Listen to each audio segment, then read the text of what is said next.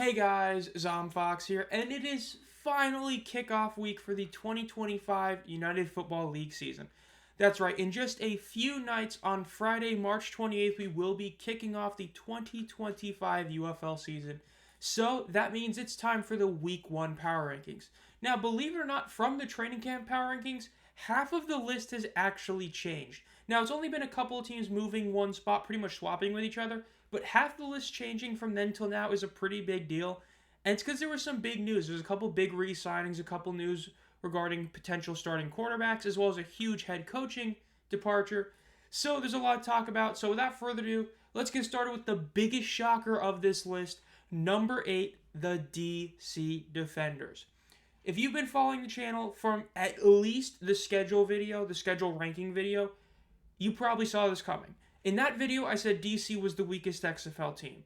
Then you had the cuts that came out last week, which I hated. I said they had the worst cuts of every team in the league, losing guys like Lynn Bowden as well as a few of the other guys on their offensive line and D line. I said it was a really bad cut. So you had that going for them or against them. And then, of course, you have the big news, which if you haven't heard, head coach Reggie Barlow has left for the Tennessee State University head coaching job, meaning they now have an interim head coach in Shannon Harris. All these things culminate in them being the worst team for me. And it comes down to this. I never was a huge Te'amu guy, right? I said that when you look at him, his body of work in this era, the ultra-modern spring football era, which dates back to the 2022 USFL season, twice now he has led a league in interceptions. The one year he didn't, he won Offensive Player of the Year for, which he shouldn't have because we know his teammate was better than him and he was arguably the third best quarterback in the league. And that year he did win that. He had the best running back in the league by a mile, and he had two great receivers. In fact, I wouldn't even say great. They would be elite, okay? They're two elite receivers, great offensive line, an incredible team around him. And he couldn't even win a championship either. So I'm not sold on Te'amu. Abram Smith has to be healthy. If he's not healthy, this team's not going to have a running game like we saw last year. Their receiving core is probably going to be similar to last year. Ty Scott's back. That's good, but you don't have Harmon. So is it really going to be good? I don't know. You cut a couple guys. And then the coaching change. Look, Reggie was not an elite coach in this league, but he wasn't the worst coach. He wasn't Curtis Johnson. He wasn't a first-year spring football head coach. He had things going for him. Shannon Harris has never been head coach. Yes, you're keeping the OC and DC in their same place, so in theory it shouldn't be that big a change compared to what it could have been if you moved Greg to head coach, but it's still a downgrade, right? Again, could Harris end up being really good? He could, and if he does, it's going to make a lot of these other younger guys like Jaron Horton and AJ Smith look like, locks for head coaching gigs in this league. But right now, worst team in the league, I think it's DC. And part of it comes down to the season expectations, because that's what we're doing as well today, and DC is fourth in the XFL. I made these kind of broad for all of them because the basic expectations, but the best way to put it with DC versus Houston, DC coming in third in their conference would be a stunner to me. Houston coming in third, I could see it. I could see that their roster overhaul works.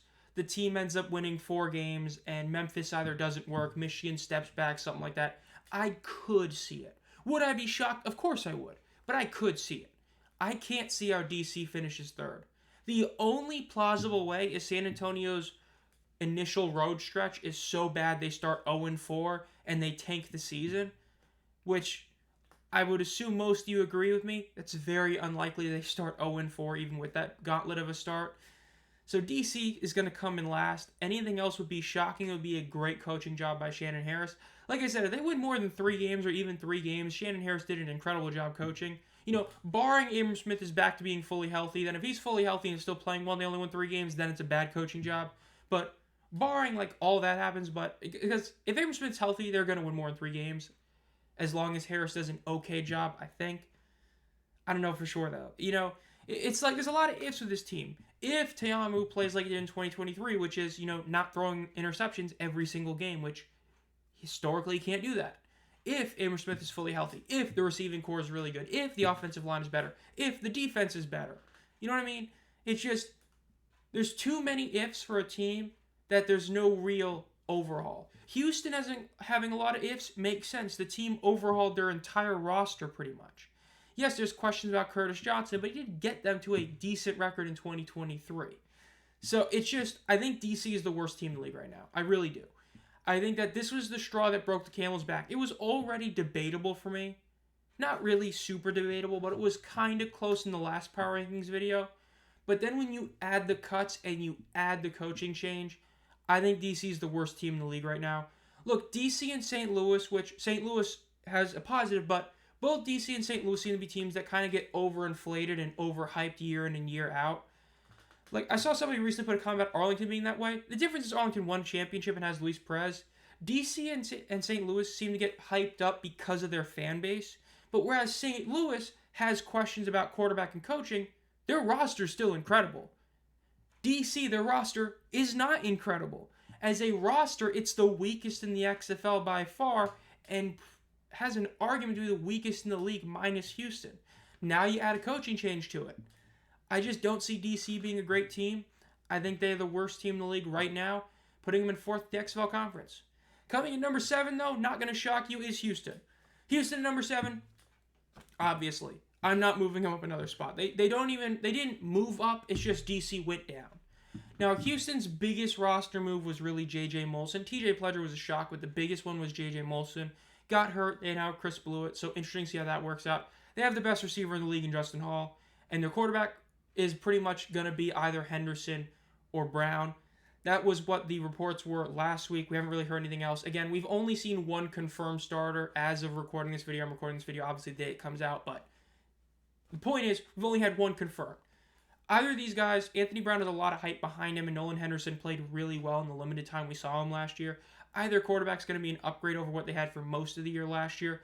Again, you have a Justin Hall as an incredible receiver. What he did last year with those quarterbacks is remarkable. So I think that Houston is just going to be better than DC.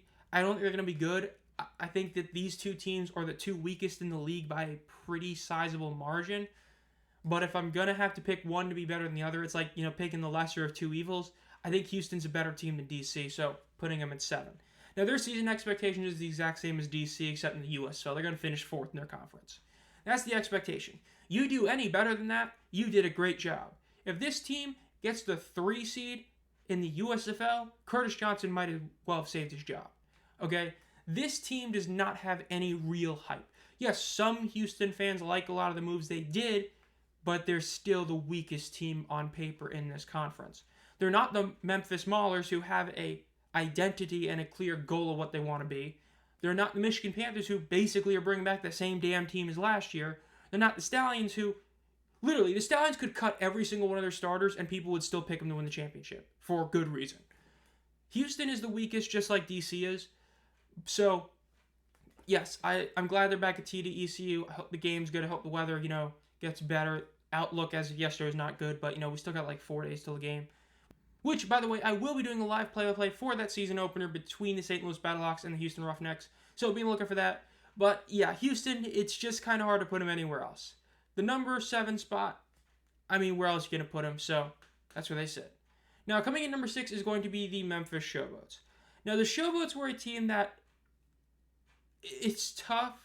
The loss of Dawood Davis, even though it's temporary, is still a huge loss for him.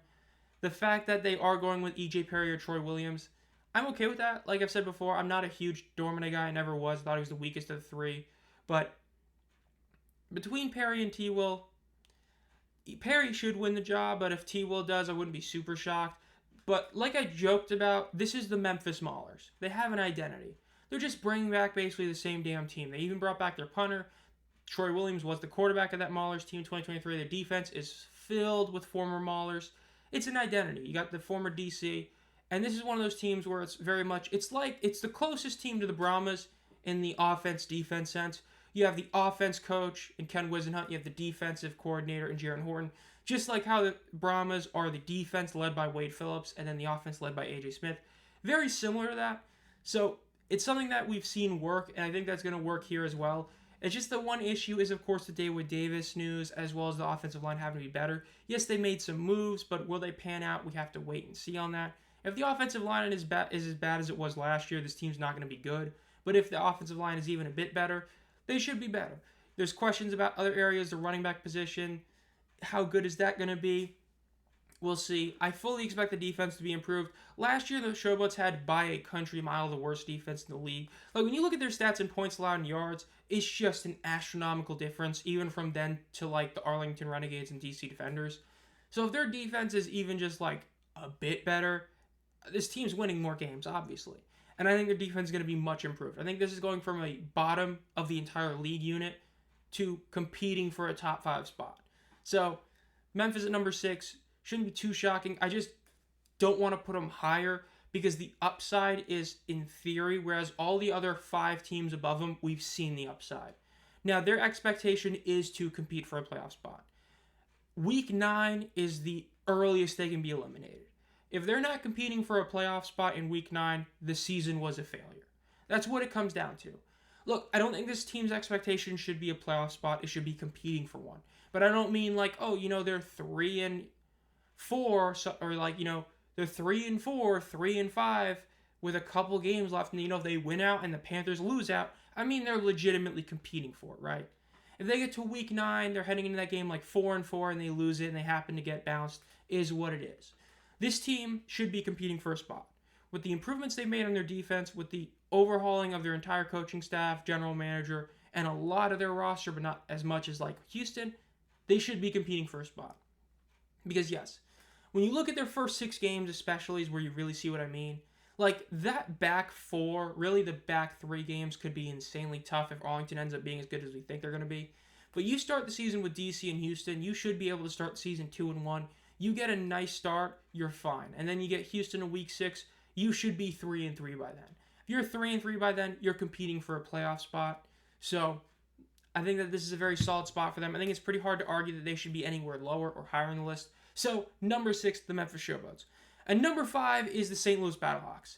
They moved down one spot, and it's pretty much due to mainly 1, really 3. The main one is the quarterback question.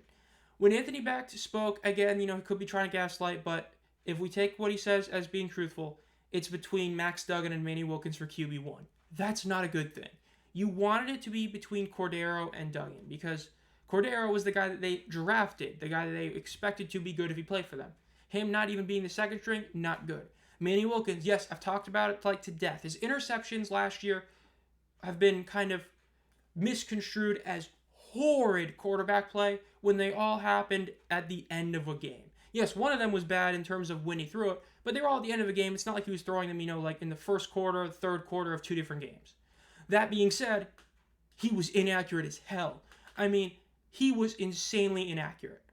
Him being your potential starter is either A, he improved immensely over the offseason, which means this team is going to literally win the championship, or B, you shouldn't have cut A.J. McCarron, which is a big thing. Yes, they lost Bruce Gradkowski, which I think most Battlehawks fans would say is a probable upgrade because he didn't do a good job last year. Look, for some reason the narrative's kind of shifted to it's AJ's fault the team wasn't good last year. At least that's how I feel, which I don't buy that. Look, was AJ as good as he was supposed to be? Hell no. He was expected to be an elite quarterback, which he wasn't. He was a great quarterback. Not elite, but he was great. So for some reason, people are seeing that now saying he wasn't good enough. He was good enough. You just had a terrible offensive coordinator who couldn't call plays, right? At the end of the day, the Battlehawks were as good as their defense was. Their defense is what got them to the playoffs. At that end, they're the ones that played their asses off, and the offense just couldn't do anything. Look at the playoff game where the defense did everything they could, and the offense just did nothing. So, hopefully the offense is better. Now, the cuts. There was a lot of questionable ones. This was definitely the second worst cuts. Andy Isabella, I said it before, yes, it's a big shock. So is the other ones, especially since you did draft another one of them. But again, like I've said in that cut video, they have a lot of good receivers. Losing in Andy Isabella, it's shocking, but it's not the end of the world, right? Look at Kim Dichie versus Speaks, right? Kim Dichie was once on a team, got released. Breland Speaks, elite player. You know what I mean? But some of the other cuts were shocking. Askew Henry was a big shock, and a few of the other ones. And then, of course, it's the fact that the number 4 team just got a huge re-signing that nobody really saw coming about 2 weeks ago. So, mix those 3 things in, St. Louis drops a spot. It's not like they're dropping out of it. I think the top 5 teams, pretty much you can say that you have the top 3 teams, the next 2, the Showboats, and then Houston and DC. That's kind of your like tiers in a lot of ways. I guess you could argue Stallions are by themselves, but you get the point. The top 5 teams are all clearly expected to be playoff teams. Showboats competing, probably won't make it, and then you have the other 2 teams. So this isn't like a huge knock on St. Louis. It's just that when you already were really close, because at the end of the season last year, Arlington was a better team. You look at the last 5 weeks of the season, including the playoffs, the Renegades were a better team. They finished the season much better than the Battlehawks did, which is why at the end of the season they were above the Battlehawks in my power rankings. But then in the offseason, lost a lot of guys. St. Louis added a few guys, did cut AJ, but overall we're a better team. But then since the training camp power rankings, number 4 team kept adding. Battlehawks did not, and now have questions at quarterback, while already having questions at head coach. So number 5 St. Louis, solid spot for them. Their expectation is to win a damn playoff game. I may have them below 2 other XFL teams, but at the end of the day, if they do not win a playoff game this season, there needs to be genuine questions about the longevity of Anthony Beck as a head coach in this league if you're trying to build teams to win, right? If you're forgetting the fact that all these teams are owned by the league, right? And you're viewing trying to win. If Beck does not win a playoff game this year, you have to actually ask that question, can he be a head coach of a winning team? What we've historically seen, granted it's only been 2 years, but historically seen is that he cannot win the big games. The Birmingham game, couldn't win it. The Seattle Sea Dragons game in Week 9, couldn't do it. The Brahmas in the playoffs, couldn't do it. He beat them when the Brahmas' 2 best running backs were both injured, and their quarterback was also playing hurt. But then when the running backs were back healthy, he couldn't beat him and got stomped. So to this point, we have not seen the Battlehawks be able to win a playoff game. But now the counterpoint to that, they went from missing the playoffs to making the playoffs. So in theory, they should win a playoff game. If they do not win a playoff game, this is a failed season. Even if they go 8-2 and get upset by a 5-5 2 seed, it's still a failure. Because this team is expected to finally win a playoff game. Because if they don't, the question has to be asked, can they ever with Beck as their head coach? That's the expectation, especially when you got 6 home games. You should be a guaranteed lock for the playoffs. But for now, putting them at 5. Number 4 is the Arlington Renegades. Renegades had a couple of cuts that were questionable, but the Juwan Manigo, just like the Andy Isabella one, this team's loaded at wide receiver. I know he does other things as well, but overall, it really wasn't too big a shock to me. I don't really care about the Isabella move. The same with Manigo. Yes, they're great players. They should be starters on other teams, but these are not those other teams. Delonte Hood was the big shocker. They made a lot of moves on defense, and Hood was the biggest shock of all of them because of how well he played last year. As the defensive backs for Arlington were really pretty damn good. The team was really good in interceptions and up there in passes defended. It was pretty much every other defensive stat they sucked at. But the big reason why they're up here is, of course, they have Luis Perez, but De'Veon Smith is back. De'Veon Smith is a great player to bring back. He was the bell cow back for this team. He was able to be both a great receiving back and a running back. He was one of the highest scrimmage yards players this past season. Almost had 200 receiving yards. Was a huge reason why the team was as good as they were last year, especially down the stretch. Bringing him back was out of nowhere, especially as late as it was. Again, this is March 21st. This was just 3 days ago this happened. So this was completely out of nowhere. Bringing him back is a huge deal because of how good of a player he is for this team, as well as that was the one glaring flaw in their offense. Offensive line, they made overhauls to it. Guys got healthy, should be better. Receiving, gonna be good. Tight end, gonna be good. Quarterback, gonna be good. Running back, massive question mark. De'Veon Smith is back? Well, damn. They're gonna be good. That was the big question. Their huge weakness was running back. Yes, St. Louis has a question mark at quarterback, but it's a question mark. Arlington was a weakness. That weakness is gone. So in theory, their offense should at worst be 80% as good as it was last year. And if their defense is even 30% better than last year, this team is going to be insane. Look, I know people talk about they start slow. They haven't historically won a ton. Again, it's been 2 years. And at the end of the day, I can say the same thing about other teams, right? If St. Louis can't win the big game in the past 2 years, why would they this year? It's the same with Arlington.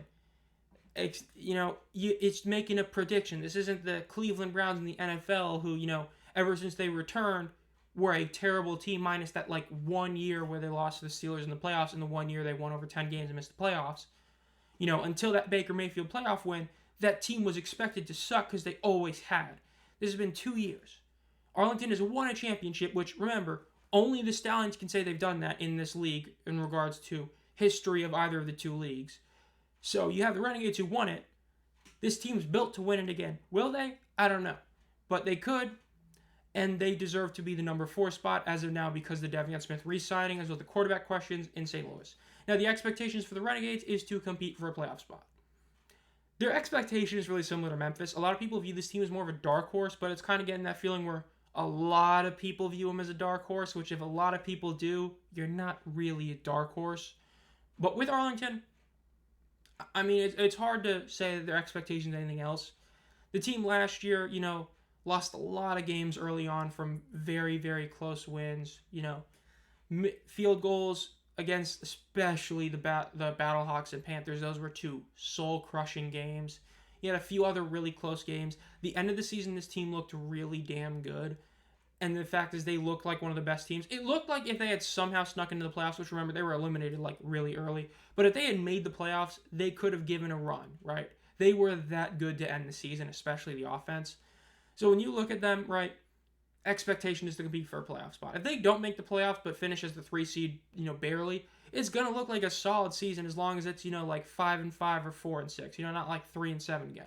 But if they go like 5-5 and miss the playoff spot because of a tiebreaker, it's not, the end of the world. It was a solid season. They just got kind of unlucky. But there's a reason why I did pick them to win the championship. I think this team's going to be a lot better than that. But the overall expectation is to go 5-5. Now, number 3 is the Brahmas. Yeah, the top 3 hasn't changed. Number 3 is the Brahmas. They have named Kellen Mond as their starter. This is really the entire reason why they're number 3 and not number 2. Right? Huge question mark at quarterback. Kellen Mond has to be good. We've seen Kevin Hogan and we've seen Garantano. Yes, I know we barely saw Hogan, but from the little we saw, I don't really think that that's the guy you want as your full-time starter. And then Garantano, yikes. So it's basically Kellen Mond season. If he plays well, this team's going to be fine. Even if he doesn't play too well, they have great running backs. Lovett and McFarland is an insane duo to have. Receiving core, really good. Not like elite, but you have John Trey Kirkland, insane player. You do lose, Latimer at tight end because of his retirement. Defense, yes, I really hated the Jalen Twyman cut, but the defense as a whole, it's going to be fine. The defense is Wade Phillips coaching it. Don't need to overreact. So, all in all, number 3 is a pretty solid spot for him. Really not much for me to talk about. There really wasn't, the top 3 teams, not much to talk about. The teams are pretty much what we expected them to be. Like, Kellen Mond being named the starter, whoa, I'm shocked. You know what I mean? Everybody saw this coming. So, number 3, the Brahmas. Better quarterback, they would be at number 2. Kellen Mond at quarterback, question marks. Number 3, still one of the 3 best teams in the league right now. Them and the Panthers are clearly the teams right below the Stallions right now, so number 3. Expectation is to win the XFL conference, and I mean win it. That's the expectation. Whether it be the 1 seed, not really, but to win the XFL conference championship game, sure. One of them they have to do. Yes, I know that they have the awful road schedule. I'll talk about it. But the overall expectation is to compete in the championship again. This team on paper is the best team in the XFL. You have the best coach in the XFL by a wide margin. That's no disrespect to Stoops. But when you look at the coaches, you've got 3 elite coaches. You've got Nolan and Skip in the USFL, and you got Wade. Now, coordinators. You've got one of the elite coordinators in AJ Smith. Coaching staff, or at least big 2 coaches, you're the best in the league. You're expected to win. With that defense, with those running backs, and that 1 receiver, John Trey Kirkland, yeah, you should be good. This team should be competing again. It's just that my issue is that home schedule, or lack thereof. You have 3 home games of your last 4. So until then, you're talking about a 1 to 5 stretch of home versus away games in your first 6 games. That is horrific.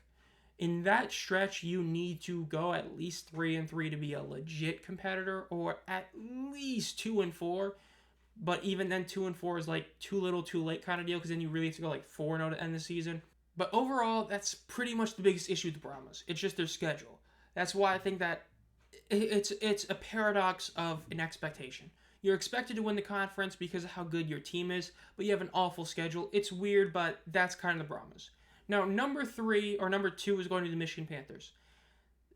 I mean, again, there's not really much to talk about. Like the Brahmas, we know what this team is. They're bringing back 2 former Defensive Player of the Years. Their defense and their offense really are like the same teams from last year. You bring back Perkins, you bring back Sims, you bring back Mariner, you're bringing back Colburn, you're bringing back your defense, you're bringing back pretty much like your whole team. Like, minus really Jake Bates and Brock Miller, your special teams, this is essentially the same team as last year. And last year, they were a couple injuries and a couple bad breaks in the third quarter away from beating the Stallions. So, again, it makes sense. This team, I think, is going to be fine. Not really a lot to talk about again. Number 2 is the Panthers. Now, their expectation is to win the USFL Conference the same way. Whether it be the 1 seed and winning it that way, or winning it by representing them in the championship. That's what the expectation is. It's to essentially beat Birmingham. That's what it really is. It's to actually become that elite team. You went from making that incredible win in Week 10 in 2023 to make the playoffs, and then the bad break with the penalty in the end of the game, blowing it in overtime to lose to the Maulers away from a championship game. Then the next year, your team improves again drastically like it did the year prior, but then you go against the juggernaut of Birmingham. Without Perkins, you're without Gidna. You make some mistakes, a bad call at the end of the half to kick a field goal. It didn't work. A third quarter from hell, and you're watching the game at home again. The expectation is to not do that. It's to win the USFL. So, will they? Big question. But that's the expectation. Because, again, this is a team that, on paper, is elite. Because all these guys are guys we've seen play in spring football play really well. Yes, there was a couple cuts that were a bit shocking, like Shad getting cut. But overall, when you look at this roster, we know how good a lot of these guys are. There's not too many question marks with Michigan. And yes, that could backfire on them because the question marks end up hitting like Max Duggan hits for the Battlehawks, right? Or some of the guys on Memphis end up hitting at the running back position. They're not guarantees, but Michigan, it's as close to a guarantee with a lot of the players and how good they're going to be, but expectation is to win the conference. Now, number 1 is the Birmingham Stallions. Yeah, I mean, dude, there's not much to talk about. The expectation is Magoo's starting best or second best QB in the league. You brought back Carlos Davis. You brought back Yarbury. You signed a couple guys like Maji Sanders. Your wide receiver room is insane. There's no weakness on this team. Not much to talk about. Stallions at number 1. And then expectation, win the title again. Again, not much to say. This team failing to win the championship would be a lost season. Just because when the previous 3 years you've won the championship, not winning it is a failure. Again, it's just, there's not much to talk about, right? It's the Stallions at number 1. It's been this way for pretty much an entire season. If you eliminate the one Power Rankings video I did, which is based on tier lists, they've been at number 1 for over a full year now. Number 1 is Birmingham. So, that'll do it. This has been Tom Fox. Make sure you subscribe to the bell, turned on for notifications, because we're going to be doing a ton of uploads during the season. Again, on Thursday, as long as we're doing it again, we should have our Fox Super 6 picks out. Friday, we should have our game picks out for the Week 1 matchups. I will be streaming the kickoff game on Friday, and I will be streaming probably the Michigan-Memphis game as well this weekend, but maybe a different one, but probably that one. So, 2 live streams. Then, of course, next week we'll be in the full schedule of things. Power Rankings, week review, weekly video, game picks, Super 6 picks, streams. It's going to be great. Think about becoming a community member because for community heroes, by the way, the $2.99 tier, you will have a huge voice in future live streams. Not counting this opening week, it is possible that every week or most weeks, barring it's like a tank bowl, the second game will be your choosing as I'll put out a community heroes exclusive poll and they can vote on who they want. As for overall memberships like the community friend tier for 99 cents a month, you get exclusive team emojis, you get exclusive thumbnails early, you get an exclusive video every month, as well as other benefits. And as always, guys, have a great night.